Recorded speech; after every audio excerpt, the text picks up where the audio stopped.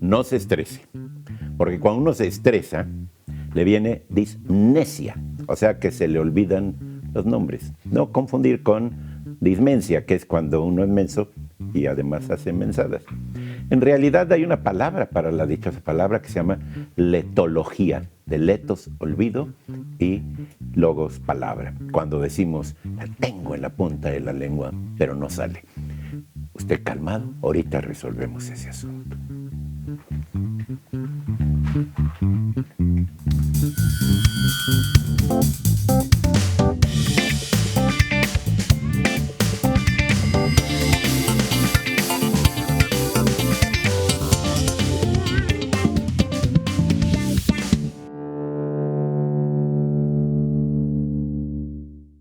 Pues para que se les sigan olvidando las palabras, si las tengan o no en la punta de la lengua, yo les voy a seguir dando vocabulario para describir lugares, partes del libro. Hoy vamos con cantonera, que no es nada fácil, porque además no es nada común. Es una pieza de metal que se pone en las esquinas de las tapas duras de los libros. Se pone como adorno o para protegerlo o como para fijar el recubrimiento, en realidad. Luego hay otros, evitan el deterioro, evidentemente, pero luego hay otros que se utilizan que son como una especie de chincheta, ¿cómo se llama? De clavito que le aprietas así. Bueno, eso se llama bollón. Hoy les tengo una partida doble. Como no las he encontrado, resulta que he encontrado fotos. Esto es la cantonera y esto es el bollón, que no sé si se ve, un zoom ahí, porque solo encontré una en blanco y negro, y son las que están en los ángulos se llaman bouillons y las que están en el centro se llaman ombilics. Son raras, mira. Pero bueno, lo único que he encontrado gracias a Pablo Bullosa es algo muy parecido, que son estos triangulitos acá, en agendas, en cuadernos, hay de repente, estos se llaman cantoneras. Esta no es de metal, pero funciona como tal. Y ese es el vocabulario del dichoso glosario de hoy. Buenas noches. Bien, Fernando Rivera Calderón, en su Diccionario del Caos, se rebela contra el orden alfabético y en el prefacio se pregunta: ¿cómo es posible que para la mayoría de los diccionarios del odio al amor no haya un paso, como todos sabemos, sino 657 páginas? ¿Cómo podemos tomar en serio un orden alfabético que nos propone que la muerte está primero que la vida? Bueno, pues efectivamente su diccionario no tiene un orden alfabético. Voy a decirles 3 definiciones que encuentro aquí al azar, más o menos. Humano: animal que no se siente animal por animal. Corazón: órgano objeto de múltiples calumnias. Ombligo: una muestra más del surcido invisible de la naturaleza. Buenas noches, bienvenidos a la dichosa palabra. Bueno, aquí que nos dedicamos a las palabras y que queremos hablar del idioma y de pues tantas cosas relacionadas con el verbo. Ahorita que estamos también en un mundo de la información, en un mundo también de la desinformación, en donde la guerra también, las guerras son guerras narrativas, guerras acerca de cómo se presentan las cosas, cómo se interpretan. Nos decía Mark Twain, es muchísimo más fácil engañar a la gente que después convencerlos de que han sido engañados. Yo soy Germán Ortega Chávez, ¿cómo les va? Muy buenas noches. Bueno, pues aquí arrancamos nuestra dichosa palabra. Voy a contarles cuál es la pregunta que pusimos en las redes para que ustedes ya estuvieran calentando motores, como dice una pregunta que nos hicieron aquí. ¿Qué pensarías de un supuesto autor cuyo libro en realidad hubiese sido escrito con ayuda de la inteligencia artificial? ¿Lo considerarías tan grave como un plagio? Pregunta taza. Es que en un plagio hay afectado. Directamente afectas al que plagiaste. Al autor. Y a lo mejor en el futuro, pues, Imagínate esa pregunta ya no va a tener ningún chiste. Que le dan un premio a un libro de la inteligencia artificial. ¿Quién lo recoge? Yo creo que ya se los han dado aquí entre nos. Ahora, ahí piensas en un libro de literatura. Sí. porque puede haber un libro de Excel, manual de procedimientos de la firma de contratos. Las instrucciones de la lavadora. Sí. Sí. Bueno, aquí tenemos una dichosa pregunta. Por favor, ¿podrían hablar de las cartas que Plinio el Joven escribió a Tácito, donde narra la erupción del Vesubio? La pregunta Uber Hernández. Pues, estimado Uber, sí, claro que podemos hablar de eso. Son muchísimas cosas que detona este tema. Déjenme decir nada más como un breve prefacio que si quieren literatura del terror, busquen estas cartas. Realmente es una narración Gran presentación. terrorífica lo que hace Plinio el Joven. Bueno, vamos a comenzar diciendo quiénes son quiénes y qué es eso de la explosión del Vesubio. En el año 79 explotó el Vesubio, sepultando, como muchísima gente sabe, ciudades como Pompeya, Herculano, Estivia, creo que se llamaba otro de las localidades. Esto es muy cerca de Nápoles. Nápoles, que significa la nueva polis, o sea, es un nombre originalmente griego, era una colonia griega en su momento. Y bueno, cuando estalla el Vesubio es realmente una supercatástrofe. Se calcula que la columna del Vesubio subió 30 y tantos kilómetros. Solo para que nos demos una idea, un avión está a unos 10 kilómetros de altura en su mayor altura. Aquí estamos hablando de 30 y tantos kilómetros, y explotó con una fuerza térmica 100,000 veces superior a las bombas atómicas de Nagasaki o Hiroshima. Bueno, fue una catástrofe. Y tenemos en estas cartas de Plinio a Tácito un testimonio vivo de alguien que estuvo ahí o muy cerca de ahí, que fue Plinio el Joven. ¿Por qué Plinio el Joven? Pues porque hubo un Plinio anterior a él, el Viejo, o Plinio sencillamente, que es un autor famosísimo para nosotros porque se ha conservado su enciclopedia o su historia natural, quizá la primera enciclopedia propiamente o casi propiamente dicha, que es un libro pues, que aborda geografía, botánica, un montonarral de temas importantes. Etnología. Una ambición gigantesca, la de Plinio, de resumir todo el conocimiento de su época en unos libros. Hay una traducción en Gredos, hay una traducción que se conoce quizá más en México, porque la UNAM publicó una traducción que hizo un sabio novohispano, Francisco Hernández, por órdenes de Felipe II, un sabio que vino a México en una expedición botánica por órdenes de Felipe II, y que él tradujo el texto de latín de Plinio y lo comentó. Es un libro muy interesante, está publicado por la UNAM en 3 grandes volúmenes. Entonces, Plinio era ese sabio que tenía ya la reputación de sabio, escribió también una historia de los pueblos germánicos que se perdió por completo, pero su historia natural afortunadamente se salvó. Y muere en la explosión del Vesubio. ¿Por qué muere ahí? Porque ellos estaban, además de ser un intelectual, era un militar, comandaba una flota romana, estaba, si no me equivoco, en Micenos, cerca de ahí, cuando recibió un mensaje de auxilio de unos amigos. Bueno, el orden estoy saltándomelo un poquito. En realidad la esposa lo despertó, le dijo que había una columna, salió a ver, quiso ir a verlo como por interés científico, acercarse al fenómeno, y cuando estaba a punto de subirse a las naves con ese propósito, llegaron unos recados de que tenía que auxiliar a unos amigos que estaban ahí cerca de la explosión y no podían salir. A una familia, sí. A una familia de conocidos suyos. Entonces se olvida las naves que iba a usar para la expedición y monta otras naves para ir a rescatar muchas personas. En realidad muere como un héroe que intenta salvar a víctimas de este estallido del Vesubio. Y Plinio el Joven, que no era su hijo, o sí era su hijo, en realidad era de sangre su sobrino, era hijo de su hermana, pero en el testamento de Plinio lo nombraba su hijo. Entonces eso era, digamos, hijo adoptivo. De hecho, vivió, Plinio el Joven, su padre había muerto cuando era muy joven, y vivían con Plinio el Viejo, que lo educó, y Plinio el Joven tenía, para entonces iba a cumplir apenas 18 años. De hecho, en las cartas cuenta algo muy, pues, que da un poco de risa, pero realmente las cartas son de terror, porque la descripción de cómo vive en la explosión es realmente aterradora. Por ejemplo, dice que no sabían si quedarse bajo techo, porque las casas estaban derrumbando por los terremotos, o salir por la cantidad de piedras que caían del techo. El Vesubio expulsaba más de 1 tonelada por segundo de materiales que caían pues, por encima de todo mundo, ¿no?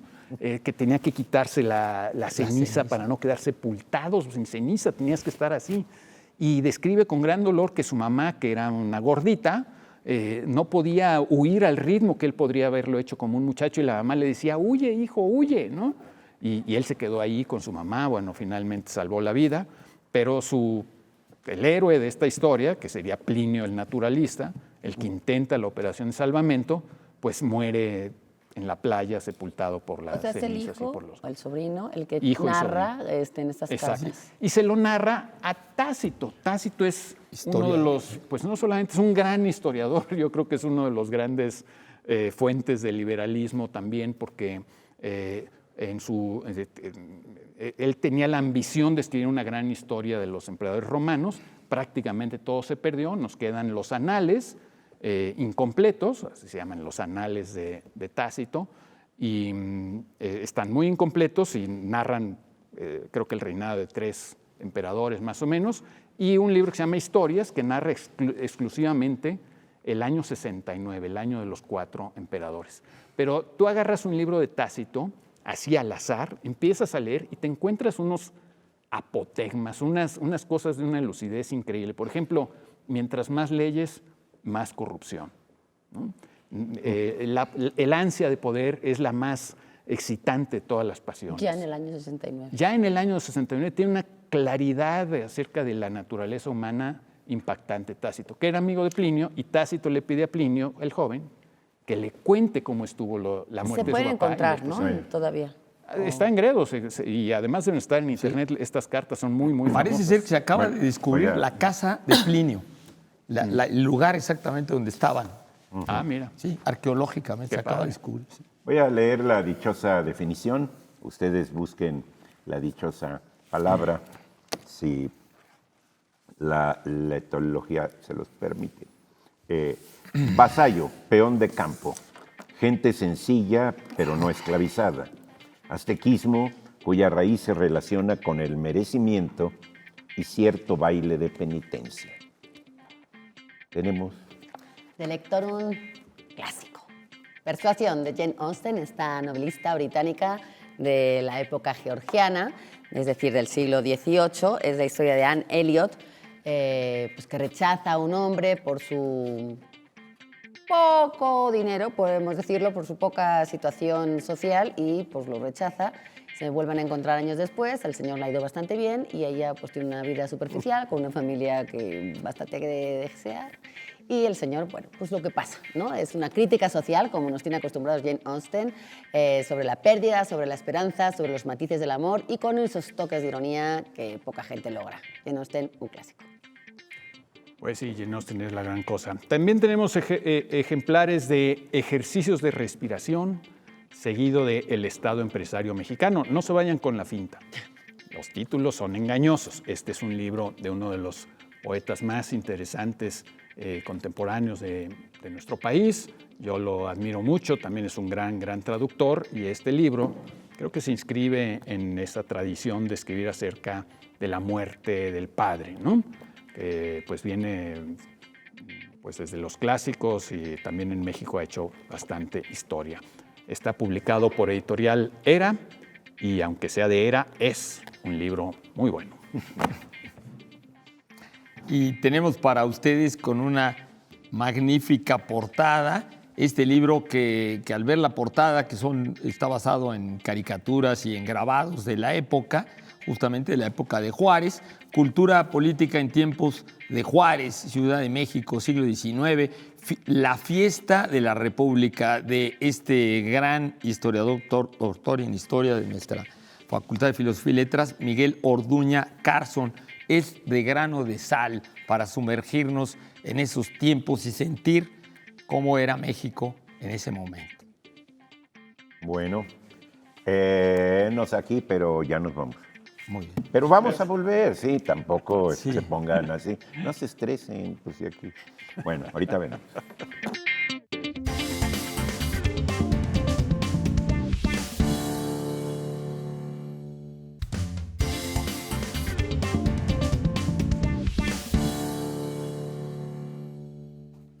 Seguimos aquí en vivo en este horario de las 7. Gracias por haberse enterado a tiempo y habernos seguido a las 7. Si ustedes lo están viendo a las 8 o en otro momento, pues también bienvenidos.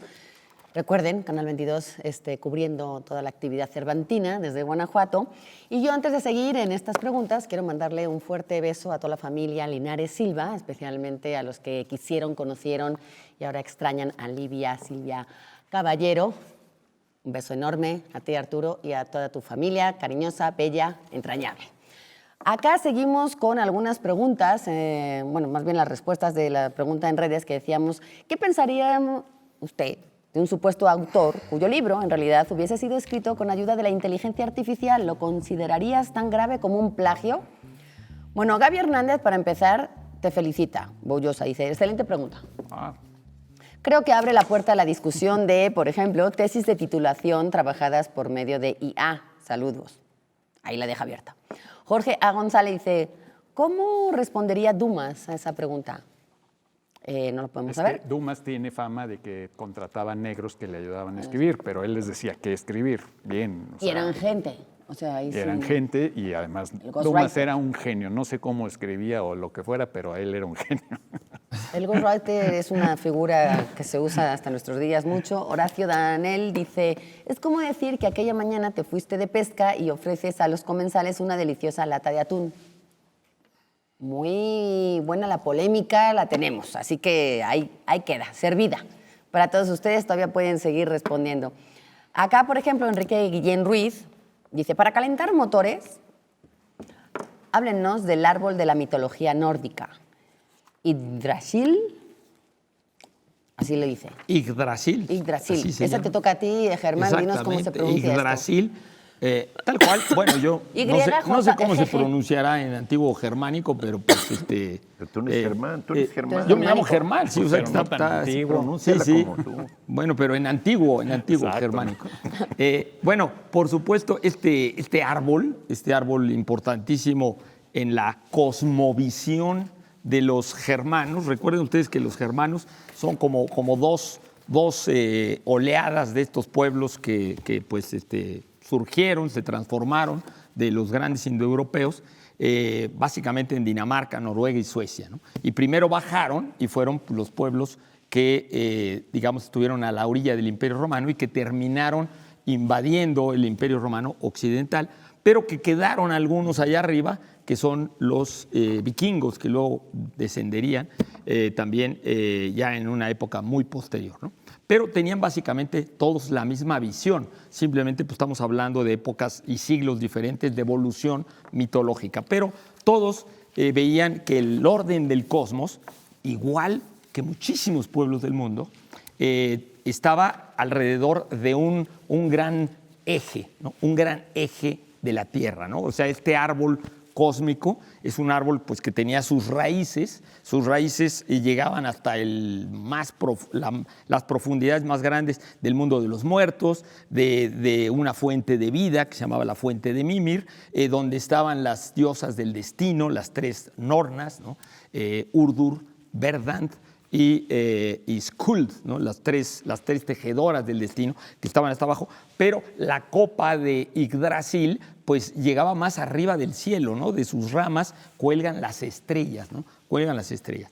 Ok, este árbol cósmico es también, por supuesto, un árbol de la vida, un árbol del conocimiento, un árbol nutricio, y algo muy importante que normalmente se menciona poco es que casi todos estos árboles antiguos de diferentes mitologías eran árboles femeninos, eran árboles madre, ¿no? Árboles madre, eran la árbol. Arboleda. Que de hecho, justamente Drasil, ¿no? Drasil, que quiere decir corcel, también quiere decir el caballo, el corcel de Ig, ¿no? La palabra Yggdrasil quiere decir el corcel terrible, Ig quiere decir terrible, y que por supuesto se refiere al gran dios Odín, ¿no? El gran dios Odín, que en un pasaje importantísimo mitológico, él quiere obtener el conocimiento del lenguaje de las runas y el conocimiento de la estructura del lenguaje, y para obtenerlo, justamente, las diosas mujeres y el gran árbol, que es femenino, pues le exige que tiene que sacrificarse. Entonces él solo decide sacrificarse, colgarse en el árbol, ¿no? Colgarse en el árbol como una especie de Cristo, ¿no? Se cuelga, está 9 días ahí y muere y tiene que resucitar, ¿no? También respecto al árbol, él para obtener la fuente de la eterna juventud y las aguas, se saca un ojo, y por eso Odín aparece siempre sin un ojo. Odín, uno de los nombres de Odín es el terrible, Ig, que por cierto, aunque algunos etimólogos discuten que la palabra ogro viene de Orco, de este personaje de la mitología griega, ¿no? Hijo de Forcis y Seto, Orco, los germanos dicen que Orco viene, ogro, de los ogros de los cuentos, viene de Ig, de terrible y del apodo de Odín. Bueno, este árbol da a luz a Embla y a Askr, que son Adán y Eva, ¿no? Adán y Eva. Askr quiere decir fresno, o sea, este árbol es un fresno, realmente es un fresno. Este árbol cósmico, por supuesto, está todo lleno de criaturas mitológicas. Hasta arriba tiene un águila, hay un halcón también, el águila cuando se mueve. Como de Metepec. Exactamente. Como de Metepec o como el árbol cósmico maya, que hasta arriba tiene un pájaro también, un pájaro cósmico que mora hasta arriba. Las hojas del árbol tienen las letras, las runas, que por cierto, pues los germanos dicen que todas estos árboles antiguos, ¿no? Estos árboles antiguos de estas mitologías, tienen hojas y que de ahí viene la idea de hoja de papel y de hoja con letra. En fin, el Skamba es el árbol cósmico en la mitología india, ¿no? Y que tiene muchas características muy parecidas a Yggdrasil, ¿no? A este árbol gigantesco, ¿no? A este árbol cósmico. Y tiene una ardilla que sube y que baja, que es como un emisario, ¿no? Un emisario. Y tiene ahí 5 cuervos que siempre viven en las ramas y que tienen que ver con la comunicación del mundo, ¿no? Y todos los mundos, todos los niveles del mundo, el mundo de los gigantes, el mundo de los hombres de hielo, etcétera, están conectados con el árbol, ¿no? El árbol, pues, es la columna vertebral del mundo. Se supone que iba al polo, a la estrella polar, que su dirección es hacia la estrella polar. Y este árbol gigantesco también, de alguna manera, tiene alrededor, en el centro del tronco, tiene la tierra, ¿no? La tierra de los hombres, o sea, que es la tierra de la mitad. Nosotros vivimos en el Midgard, ¿no? En el Midgard. Hay una serpiente, igual que en la mitología griega, que es Océano, Okeanus, que es también una de las formas de Hermes, del dios Hermes. Okeanus es la serpiente que se muerde la cola, la serpiente de agua que rodea el disco como una pizza, el disco de la Tierra, ¿no? Entonces, la Tierra está como atravesada por el árbol cósmico gigantesco. Hay una serpiente también que mora en las raíces, que se llama Nidhogr, y esta serpiente se está comiendo al árbol, y un día, cuando ya acabe con las raíces, el árbol se va a derrumbar y es el final, digamos, de esta era, de este mundo en el que vivimos, ¿no? El otro día hablabas de que había neopaganos. El otro día hablabas de que había neopaganos que creían todavía en los dioses de la mitología griega. ¿Todavía hay neopaganos que crean en estas cosas que estás mencionando? Bueno, yo te diría que si buscas en las redes Astaru, que viene del el revivir. Ellos saben que están reviviendo, no es que se haya mantenido, digamos, esa cultura religiosa, sino que están tratando de revivirla, y se llama Astaru, que quiere decir la devoción a los Ases, ¿no? Los Ases, que son una de las 2 familias de Dios. Yo te diría que sí, ellos creen en eso, que ese es digamos, un símbolo cósmico, y que a mí me parece muy interesante esto de la serpiente también, porque pues igual el árbol de justamente de Hera, de Génesis, ¿no? El también, árbol de Hera, Génesis. allá también estaba rodeada, tenía una serpiente dragón, la serpiente que cuida también ¿cómo se llama? El vellocino de oro, también la serpiente en la mitología mesopotámica, que rodea al árbol que es Ishtar, ¿no? Y que luego pasará a ser el árbol de Adán y Eva, ¿no? En representaciones del Génesis, pues el árbol del bien y el mal muchas veces trae enroscada la serpiente también. Exactamente. No es un árbol lo que buscamos hoy en la dichosa palabra. No. Es un vasallo, un peón de campo. Gente sencilla, pero no esclavizada. Es un aztequismo cuya raíz se relaciona con el merecimiento y cierto baile de penitencia. Esa es la definición y estos son los libros que ustedes se pueden llevar. Si nos escriben rápidamente y para los primeros que nos digan la palabra correcta, ¿se llevan? Tenemos ejemplares de obra poética, verso y prosa de Ramón López Velarde. Lo interesante de esta edición, creo yo, es que trae un largo, extenso prólogo de Alfonso García Morales. No sé si sea algo de la excelente novelista Adelaida García Morales, que es una maravilla, sus libros son maravillosos. Él es el editor, él es español, por eso me hago esa pregunta. Y bueno, pues una edición más de este clásico mexicano siempre es importantísimo, sobre todo si está hecha por alguien que va a ayudar a que se conozca mejor la obra de este gran poeta mexicano en otras latitudes en España, donde me temo que no es tan conocido, desgraciadamente. Es una cortesía de la UNAM. Qué interesante. Para ustedes, este libro que yo siempre aplaudo, esta colección magnífica de miradas a la historia, que son coedición de la Academia Mexicana de la Historia y la Secretaría de Educación Pública. Este es una cortesía de la Academia Mexicana de Historia para ustedes. Querellas, concordias y castigos, justicia criminal ordinaria y sociedad en la Nueva España, de Felipe Castro Gutiérrez, para conocer un poco, ¿no?, la justicia penal en el mundo virreinal, ese periodo de la historia tan importante en el que realmente cuajó el mestizaje mexicano y lo que se formó la identidad verdadera de los mexicanos actuales. Bueno, y tenemos también de Malva Flores, Manual para el Crítico Literario en Emergencias. Es una cortesía de El Equilibrista junto con la Universidad Veracruzana, que publica muy buenas cosas. Malva Flores, poeta, muy buena poeta y sugerente ensayista en este título. Nos tenemos que ir a un corte, pero no se vayan porque al regresar viene una sección muy divertida.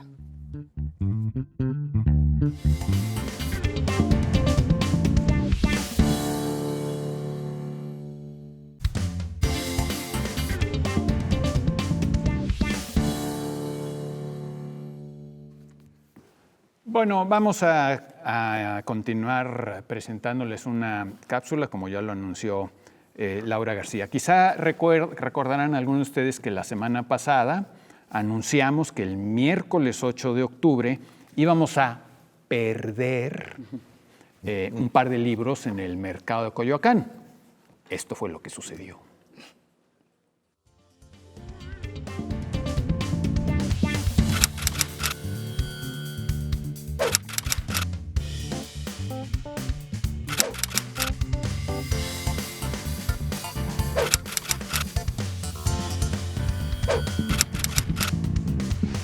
Bueno, ya estamos en el mercado de Coyoacán. Hoy es miércoles 8 de octubre, son las 11 de la mañana. Ya dejamos ocultos algunos libros perdidos en los locales 89 y 91 de Doña Marta, que es nuestra cómplice.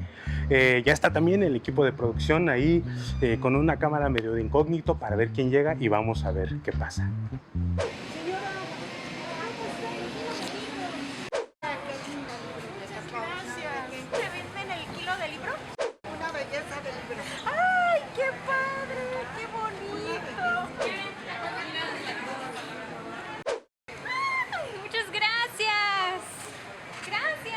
Hola, soy Dulce Olvera y este es el libro perdido que al fin pude encontrar después de una hora de andar buscando. Muchísimas gracias a los dichosos.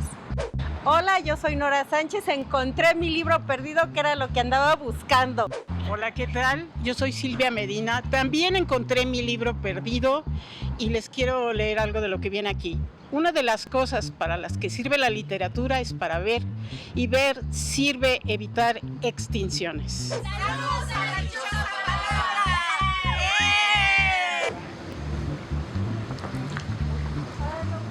Yo soy Eduardo Casar, pero hoy vine disfrazado del productor de la dichosa palabra para poder pasar de incógnito en esta misión libresca en el mercado de Coyoacán. Vino mucho más gente de la que teníamos prevista. Qué bueno, felices lecturas a todos. A los demás, poned atención a avisos futuros sobre libros perdidos o lugares imposibles.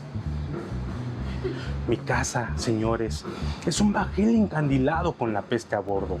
Su número no existe en las cartas de navegación y hasta este momento ningún guerrero o paje, delfín o capitán de fragata han visto su huella proyectarse. Luego, estoy a vuestro servicio, al fin que ya sabéis dónde encontrarme.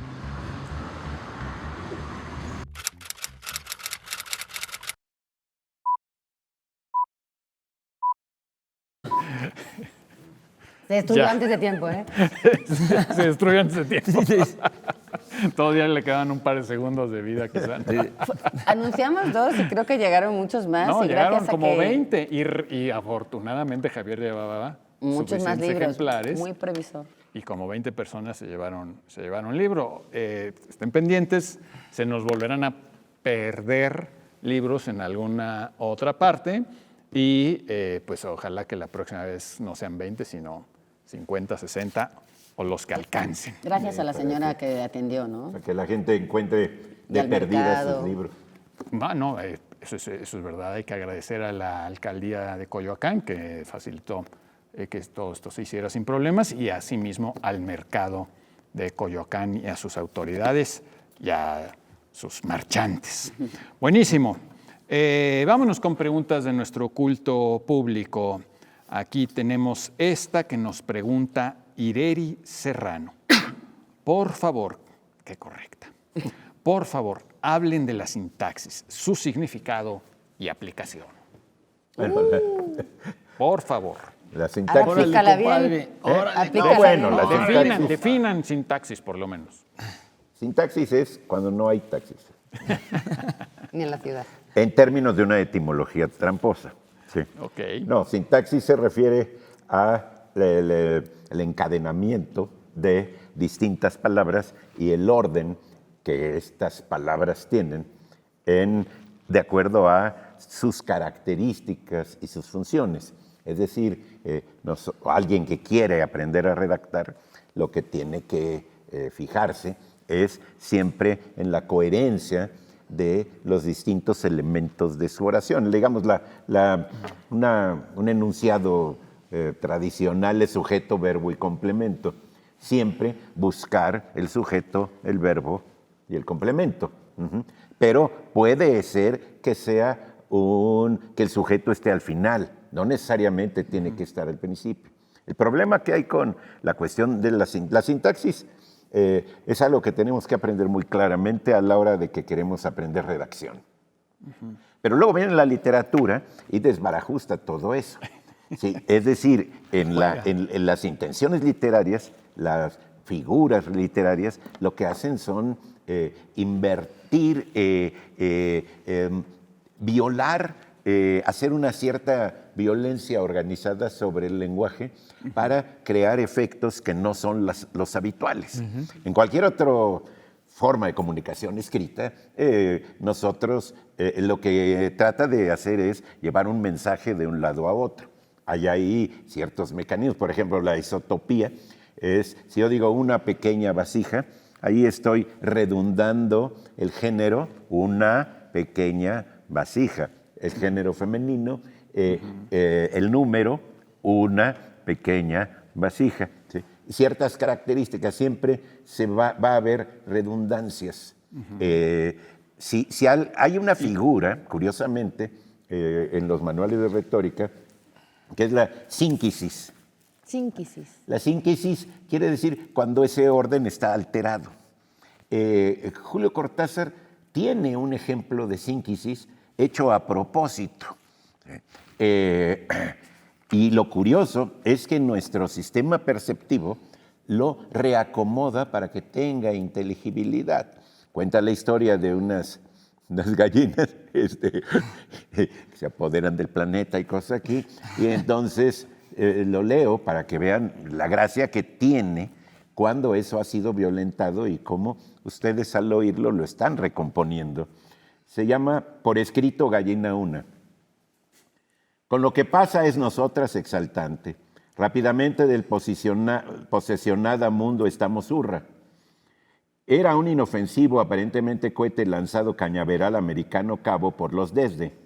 Razones desconocidas por órbita de la desvió y probablemente algo al rozar invisible la Tierra devolvió a Cresta nos cayó en la PAF y mutación golpe entramos de. Rápidamente la multiplicar aprendiendo de tabla estamos, dotadas muy literatura para las somos de historia, química menos un poco, desastre ahora hasta deportes, no importa, pero de gallinas cosmos el carajo que. Es difícil hasta leerlo. No, bueno, es muy difícil. Porque mi propia percepción tiende a acomodarlo. Pero vean cómo uno entiende. Sí, es decir, sí. cayó un aerolito, el típico aerolito que cae en Yucatán. Esos que Típico, caen. típico. El típico aerolito que te cae cuando está ahí el Vesubio también. Oye, pero es que estaba pensando en que los que hicieron la inteligencia artificial, lo que hicieron no fue meterle las reglas gramaticales y permitir que la inteligencia artificial, en base a esas reglas gramaticales, arregle todo. No hicieron eso. Lo que hicieron fue alimentarlo de millones y millones de textos para que la inteligencia artificial haga siempre como que una palabra a la que sigue, en base a los millones de ejemplos que tiene. A la experiencia, pues, ¿no? A los Sí, textos que capturó, pero me imagino si alimentas una inteligencia artificial con esos textos de Julio Cortázar, pues Se queda te va a loca. hacer un caos Porque completo. eso ya es un juego. Claro. La inteligencia artificial, una de las cosas que no hace muy bien es jugar. ¿Sí? Claro. Es decir, échale un albur Sí, y va a sí, decir... no. Te lo van a analizar. No, sí te va a hacer un albur, Sí, pero te va a va a un ser albur. malo. Alexa te hace albures. Sí. Le dices, Alexa, alburéame y te alburea. Sí. Pero con cosas y eso muy es una de lugar inteligencia común. artificial. ¿Mande? Muy de lugar común, A yo ver, siento. claro que Claro, son de los lugar albures común, son de porque lugar común. eso es lo Sí. que lo define. El hecho de que está sacando un promedio de todo De lo que todo. encontró. A ver, lo que ha hecho la inteligencia artificial es reducir el costo de la mediocridad a cero. ¿Quieres mediocridad? No te cuesta nada, te lo hace la inteligencia artificial. La acabas de matar. Porque por definición eso es lo que está haciendo. Lo que pasa es que se alimentaron así. No creas, se alimenta de cosas que ya están hechas y Sí, entonces no hay nada inventado. Es un achatamiento, ¿no? Un achatamiento Claro. de... Es un promedio. Exactamente, es un promedio, un Ahora, achatamiento. ustedes están pensando en textos. Ujú. Sí. Sí, la inteligencia artificial hace que Trump Sí. baile con Putin un vals. Sí. Y Sí, sí. eso a nivel de imágenes es una barbaridad. Es una locura lo que Sí, pueden hacer. es tremendo. Ahora, yo te iba a preguntar, este autor francés, sociólogo, lingüista también, semiólogo francés, Gilbert Durand, dice en un libro que se llama Las estructuras antropológicas de lo imaginario, Centaurus, fabuloso libro, dice que las sintaxis, tal cual, la sintaxis de símbolos, ¿no? No son iguales que a la sintaxis de signos, ¿no? De signos. Que hay otra manera como se interconectan y se deben interconectar los términos en el momento que estás tratando de ubicarlos como simbolizantes y no como Sí, hay significantes. un ejemplo muy bueno. Como un niño que no tiene vocabulario, lo que tiene es ya una sintaxis. Ajá, exacto. Y Sí, entonces quiere una cosa y no sabe que se llama portaestandarte y entonces lo El niño quiere describe. portaestandarte con checa eso. Porque es un vocabulario más Porque es avanzado. lo que quieren los niños, un portaestandarte. Obvio. Vayamos a la Entonces se levanta dichosa. No, por la termina de interrumpir. No, pero es eso, es decir, pregúntenle a cualquier niño y su sintaxis va a funcionarle muy bien. ¿Sí? Es muy difícil desentenderte de eso. La otra vez que yo vine aquí a firmar papeles, decía yo, no voy a leer nada y no voy a ver nada. Ves las fotos de no sé, de Tintán y ahí está Tintán, ¿no? Y yo decía, no, yo no veo nada, ¿no? Y en eso pasé por una rampita azul que tenía una rueda con otra rueda así y dije, ching, la rampa de las sillas de ruedas. Ya la leí, Ajá. Es decir, ese signo lo leí. Lo leí. Yo estaba tratando de desalfabetizarme de todo, pero no, No puedes. No puedes. Sí, no Por puedes. eso Steven Pinker dice que la sintaxis es una ventana al funcionamiento de la mente humana.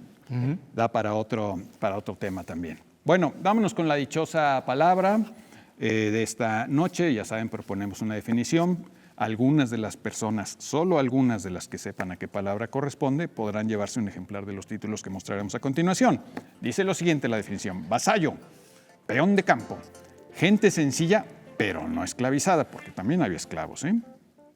Aztequismo cuya raíz se relaciona con el merecimiento y cierto baile de penitencia. Tenemos para ustedes. Y bueno, tenemos para ustedes este libro que es verdaderamente pues, una proyección, una expresión fabulosísima de un arquetipo humano, ¿no? El extraño caso del Dr. Jekyll y Mr. Hyde del gran Robert Louis Stevenson, en esta traducción y epílogo de Jesús Gómez Gutiérrez, ¿no? Este libro es de editorial Océano para ustedes. Bueno, es una maravilla y aunque no crean, está completito, ¿eh? Es una novela corta, fabuloso libro. Y tenemos, vean, qué curioso, ahora que yo no lo conozco, no he leído este libro, es de Andrés Neumann, se llama Pequeño Hablante, y es precisamente una serie de perplejidades muy bien escritas sobre los aprendizajes de un niño. Ah, mira. Mira, Yo no pedí que te tocara que me ahorita, tocara, sí. pero ahorita me tocó. pero te tocó. Esto es cortesía de Penguin Random House. Siglo XXI Editores de Guillermo Hurtado, este filósofo, biografía de la verdad, y nos hace unas preguntas invitadoras, provocadoras y maravillosas. ¿Cuándo dejó de importarnos la verdad y por qué deberíamos recuperarla? Bueno, esta crisis de la verdad con la tecnología y la globalización, un acercamiento en la filosofía y la vida diaria, y lo que hace es plantearse a partir de la lectura de los clásicos, pero también de lo que está pasando hoy, de declaraciones de gente que sale a decir cosas que son verdad. Bueno, pues lo que hace es intentar definir la verdad, si es que tiene definición. Y es muy curioso porque yo creo que una de las asignaturas pendientes y más retadoras en este minuto para las infancias es la distinción entre la verdad y la mentira. Ya sabiendo eso, creo que van a tener media vida ganada, pero mientras no sepan eso, les va a ir bastante mal. Así que creo que en la filosofía y en el pensamiento, sin duda, estará también parte de esa respuesta. Muy bien, haremos, como diría López Velarde, una suave pausa. Pero ustedes aguanten, que ya volvemos.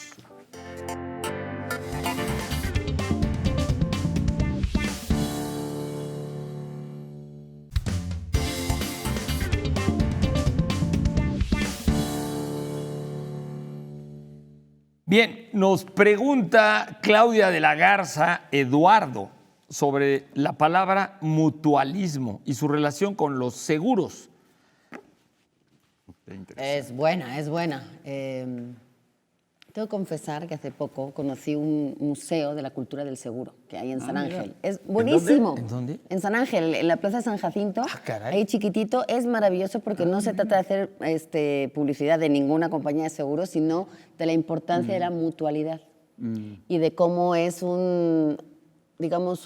protegerse debería ser algo en lo que pensar continuamente. No solamente como un acto de amor, sino como un derecho y casi una responsabilidad, ¿no?, de cada quien. Porque mutualidad y mutualismo es una de esas palabras que uno busca en el diccionario y entiende por qué los diccionarios pueden estar bien o mal hechos. Así dice: mutualismo es el régimen de prestaciones entre los miembros de una mutualidad. Dices, bueno, pues la mutualidad, ¿qué? Vas a mutualidad y dice cualidad de mutual. Entonces dices, gracias, ¿no? Entonces, bueno, ahí te pierdes. Mutual viene de mutus, que significa recíproco. Es decir, uno con otro. Mutuo es cuando tú das y recibes, ¿no? Apoyo es algo, mutuo. Apoyo mutuo. Y es sinónimo de Montepío, por ejemplo, o de cooperativa, que es lo mismo. Son sociedades que se hacen para aportar dinero o te quitan algo de dinero de lo que tú recibes para una garantía de seguridad cuando se pueda echar en falta o en casos de necesidad, cuando hay peligros y hay riesgo. Esto es muy interesante porque nació ya en la época de los babilonios y en la antigua Grecia y Roma. Ya había no solamente una recaudación de impuestos, sino esta cultura de vamos a unirnos como una situación vecinal, porque a ti te puede pasar que pierdas la casa, tú puedes tener una inundación, tú puedes perder tu cosecha, tú puedes perder a tu ganado. ¿Qué hacemos? Uno solo no puede sufragar esos gastos y entonces lo que haces es, si cada uno va aportando a cierto tiempo una cantidad, cuando le pase algo a alguno de la comunidad, pues va a haber ahí un guardadito para, ¿no? Hoy por ti, mañana por mí, básicamente. Pero es curioso porque esto que empezó con los comerciantes y digamos que los mercaderes, explotó muchísimo con los barcos, con las expediciones marítimas. ¿Por qué? Porque había piratas. Y los piratas lo que hacían era no solamente secuestrar a la tripulación, sino que los amenazaban con tirarlos por la borda si no daban un rescate. Y además se hundían las naves. Se hundían, Sí. se incendiaban, Sí, podía había haber temporales, accidentes, ¿no? perdían la mercancía y entonces llegabas después de un mes de travesía y de singladura, imagínate, y no tenías nada que vender porque se había echado a perder. Entonces lo que hacían estas compañías era a toda la gente que se subía a bordo de un barco, les pedían los meses previos ir dando una garantía para si pasaba algo durante ese Tener un seguro colectivo. travesía, tener un seguro de, pues nos han secuestrado a 3, bueno, pues ahí está el dinero para rescatarlos. Cosa que si uno, y además si está secuestrado, menos lo va a poder hacer, pues no podía hacerlo. Entonces, es una cultura que tiene 4.000 años en la humanidad y que consiste en ayudarse en comunidad. Claro, todo esto explotó todavía más cuando en 1666 en Inglaterra, en Londres, hay un incendio que devasta la ciudad. Sí, O sea, creo que hay casi más de 10.000 casas que se echaron a perder y la ciudad se quedó totalmente, pues eso, en ruinas. ¿Y qué iba a pasar ahí? Pues que tenían que reconstruir, que tenían que echar mano de materiales, que tenían que contratar un montón de servicios. Había una serie de seguros. Seguro, que viene aquí, lo hemos dicho muchas veces, de cura, que es cuidado. Entonces, el que está seguro es que está lejos del cuidado, lejos de la preocupación, está tranquilo. Es algo que provee tranquilidad, ¿no? Y esos seguros, que hoy tienen muy mala fama realmente porque se han desbordado, pero que dan solución a mucha gente en fragilidad, en vulnerabilidad. Bueno, yo creo que nosotros 4 tenemos algún tipo de seguro, de algún tipo. No, yo soy beneficiaria del seguro. A mí en el temblor, si no llega a ser por el seguro, Por eso. me hubiera muerto ahí. Entonces, pues tampoco, pero digamos que esto data de hace 4.000 años, pero luego en el siglo XIV en Italia empiezan a lucrar un poco, o sea, empiezan a haber estas compañías ya con ánimo de beneficio, pero que siguen dando mucho servicio a una comunidad que se ve en riesgo y, bueno, ahora que te digo, que están los seguros por la guerra, por la pandemia, o sea, por enfermedades, por el cambio climático, ha cambiado mucho el rubro porque los riesgos y las amenazas son diferentes. Quizá ahora el incendio no se vea tanto porque ya tenemos como más protegido todo y más asegurado en la prevención, que es en lo que hay que invertir más, en la prevención más que en restituir, ¿no? Sino que no pase. Pero muchas veces es imposible prever lo que va a pasar, ¿no? Los huracanes, tantas cosas ahora de la naturaleza, pero ese mutualismo es esa ayuda, esa asociación entre gente de ayudarse. O Estamos animales, todos. también se usa en el sentido de los animales. Cuando un animal, por ejemplo, un pájaro, le quita las chinches al hipopótamo o al cocodrilo y el cocodrilo se limpia, pero no ataca al pez. La cooperación es entre miembros de la misma especie, mutualismo es cuando son miembros de distintas especies. Simbiosis es cuando realmente su vida depende por completo. Y están Exactamente, además se totalmente están integrados. ayudando, pero no dependen totalmente. Algo interesante de lo que dijiste es que en la Edad Media los occidentales aprendieron que en el Islam, uno de los 5 pilares del Islam es exactamente el espíritu mutualista. O sea, todo el mundo tiene que dar una parte de lo que gana anualmente a un grupo de gente común. moralmente muy reconocida y que se guarde ese dinero para cuando alguno de la comunidad necesita algo. Es uno de los 5 pilares del Islam. Es interesante porque en la Edad Media también pasa que sobre todo el Montepío en ese sentido nació para mantener a las viudas y a los hijos de los que morían. Es decir, si uno de un gremio moría, ese dinero le iba a parar a la viuda porque las mujeres no trabajaban, porque no tenían un patrimonio y entonces se quedaban más desvalidas todavía. Entonces sí había, sobre todo entre gremios, artesanos, comerciantes, que decían, tú no te preocupes que si a ti te pasa algo, a tu mujer, la sociedad, la cooperativa, la va a apoyar, la va a mantener, con una cierta comodidad. Sí, En todo el Islam es exactamente eso. Todos los musulmanes tienen eso, o sea, ya como parte de la estructura religiosa y cultural del Islam, ¿no? Exactamente, que es muy interesante. A cierto precio también. Sí. A cierto precio que hay Claro. que pagar. Sí, porque ahí las sumisión. mujeres no aportan. Bien, tenemos nuestra dichosa palabra del día de hoy. Vasallo, peón de campo, gente sencilla pero no esclavizada. Aztequismo cuya raíz se relaciona con el merecimiento y cierto baile de penitencia. Macegual o macegual, ¿no? Con H, como ven ustedes ahí, o sin H intermedia, macegual, y que es prácticamente una palabra prehispánica, ¿no? Bueno, nuestra pregunta de redes, recuerden, ¿qué pensarías de un supuesto autor cuyo libro en realidad hubiese sido escrito con ayuda de la inteligencia artificial? ¿Lo considerarías tan grave como un plagio? Sí, no se debe reducir la importancia de la creatividad y el talento para ceder ante algoritmos, depende del grado de ayuda. Si solo fue gramática, ¿cuánto se diferencia de las herramientas de procesadores de texto? Si fue ayuda creativa, ahí es complicado, nos contestan ustedes. Bueno, Lau, Pablo, Germán. Eduardo, Germán. estimadísimo público. Vayan sacando lo de la vaquita de la dichosa, ¿no? La vaquita, sí. Para cuando alguien nos pase algo. Aquí que nos apoyemos Que nos mutuamente apoyemos, a ver. para No, tiempos, pues, yo no traigo aquí la cartera. difíciles, ¿no? Tiempos de vacas flacas. Bueno, nos vemos el No, próximo Juan. sábado. Recuerden, 1 hora antes, a las 7 de la noche.